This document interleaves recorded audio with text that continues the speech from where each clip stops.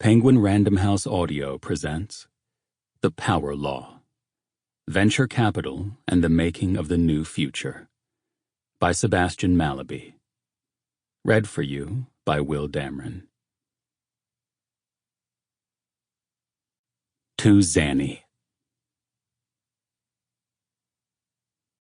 Most people think improbable ideas are unimportant.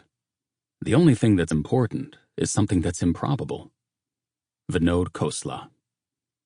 Silicon Valley is gripped by the cult of the individual, but those individuals represent the triumph of the network.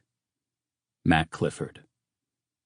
The great challenge at venture partnerships is that the principals must refrain from killing each other.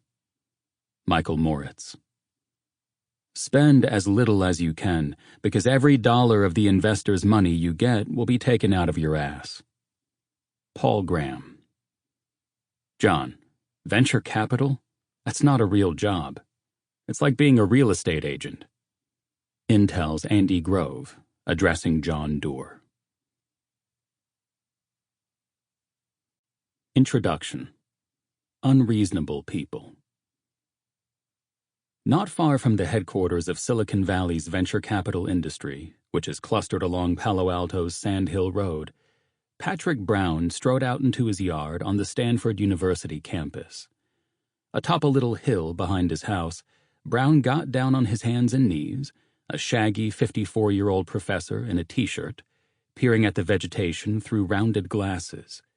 Proceeding delicately, like a detective collecting samples that might yield a vital clue, Brown began digging out the roots of some wild clover plants. It might impress the ordinary gardener to know that those roots would soon yield $3 million. Brown was one of the world's leading geneticists. In 1995, his lab had published pioneering work on DNA microarrays, which helped distinguish between normal and cancerous tissue. He had been elected to the National Academy of Sciences and the National Academy of Medicine. He was the recipient of a Howard Hughes Award, which guaranteed no-strings-attached research funding. But his objective on that hilltop had nothing to do with genetics. The year was 2010, and Brown was using a sabbatical to plot the downfall of the meat industrial complex. A friend had set him on this path by means of a stray comment. Possessed of a keen environmental conscience, Brown had been worrying that animal husbandry occupied 1/3 of the world's land, causing significant greenhouse gas emissions, water degradation, and the loss of biodiversity. The planet was clearly going to need a better kind of food for the growing population of the 21st century. Then Brown's friend mentioned that if you could make a vegetarian burger that tasted better than a beef burger, the free market would magically take care of the problem. Adventurous restaurants would serve it, and then McDonald's would serve it, and pretty soon you could eliminate meat from the food system. The more Brown pondered this, the more he grew agitated. If you could make a yummier vegetarian burger? Of course you could make a yummier vegetarian burger. Why was nobody treating this as a solvable problem? People just figured we have this insanely destructive system and it's just never going to go away, Brown fumed. They thought, bummer, but there you are. In most places, and at most points in human history, Brown's epiphany would have been inconsequential. But, as Brown himself reflected later, he had the very good fortune of living in the epicenter of venture capital.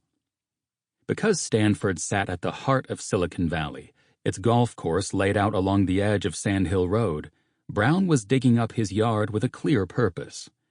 Those clover roots contained heme, an iron-carrying molecule found in hemoglobin, which gives blood its red color. If Brown could show how this plant molecule could mimic the properties of bloody meat, there was a good chance that a venture capitalist would fund a plant burger company.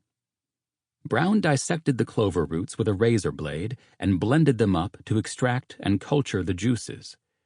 Pretty soon, he had what he needed to fashion a vegetarian burger that smelled and sizzled and dripped and squished like 100% grade A beef.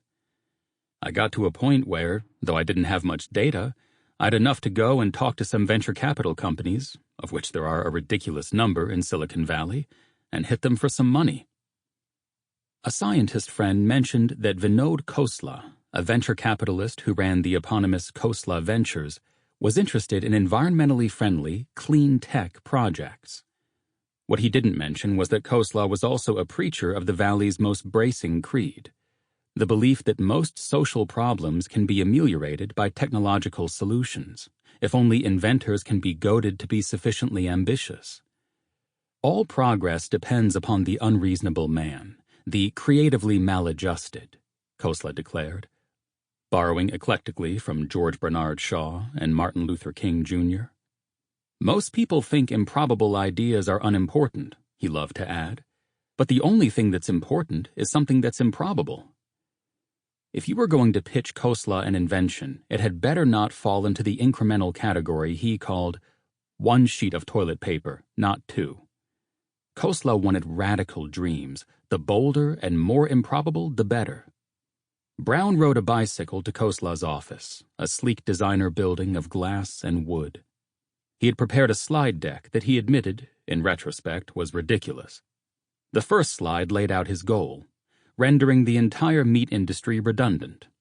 Those rounded glasses, the John Lennon, Steve Jobs visionary look, seemed altogether appropriate. Khosla has large eyes and chiseled features and thick, cropped gray hair. He fixed his visitor with an impish stare. "That's impossible," he said, delightedly. Silently, Khosla was thinking to himself, if there is a 1 in 100 chance that this works, this is a shot worth taking. Brown explained how he proposed to out-beef the beef industry.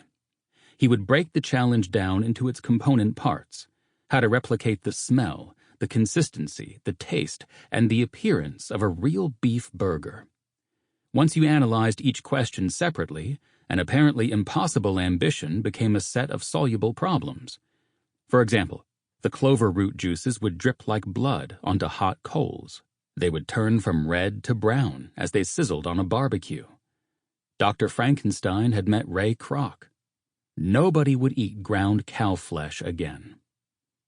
Khosla ran through a test that he applied to supplicants. The onus was not on Brown to prove that his idea would definitely work. Rather, the question was whether Khosla could come up with a reason why it obviously could not work. The more Khosla listened to his visitor, the less he could rule out that he was on to something. Next, Khosla sized up Brown as a person. He was fond of proclaiming a Yoda approach to investing. Empower people who feel the force and let them work their magic. Brown was evidently brilliant, as his credentials as a geneticist demonstrated. He was gate-crashing a new field, which meant he was unburdened by preconceptions about what conventional wisdom deemed possible. Moreover, Brown was clearly as determined as he was bright. He was ready to leave his academic perch, the prestige of a Stanford professorship, the blank check from the Howard Hughes Foundation. All in all, Brown fitted Khosla's archetype of the ideal entrepreneur. He had the dazzling intellect, the willingness to put his own neck on the line, the glorious hubris and naivete. There was one last test that Khosla cared about.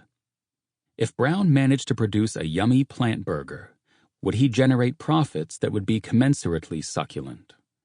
Khosla routinely put capital behind moonshots with a 9 in 10 chance of failure. But the low probability of a moon landing had to be balanced by the prospect of a large payout. If the company thrived, Khosla wanted to reap more than 10 times his investment, preferably much more than that. There was no point gambling for success unless the success was worth having. Brown had gotten to his final slide, where he stuck all the mundane market data that failed to interest a scientist. He noted matter-of-factly that it's $1.5 trillion global market being served by prehistoric technology. Khosla latched on. If plant patties could mimic the properties of beef, the taste, the consistency, the browning, and the bleeding as you flipped the burger on the grill, the potential was cosmic. Brown looked Khosla in the eyes.